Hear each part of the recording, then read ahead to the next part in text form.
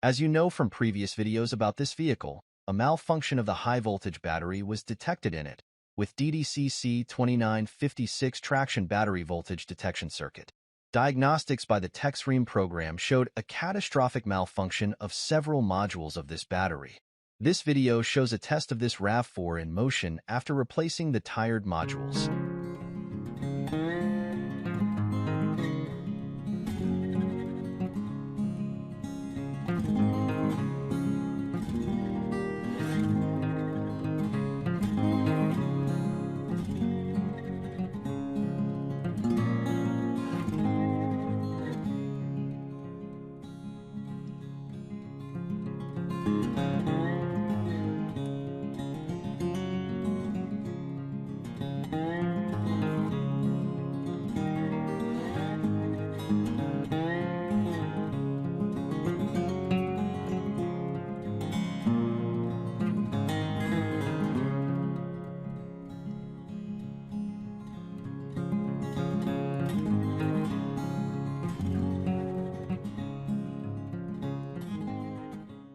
Алексе, дякуємо за співпрацю.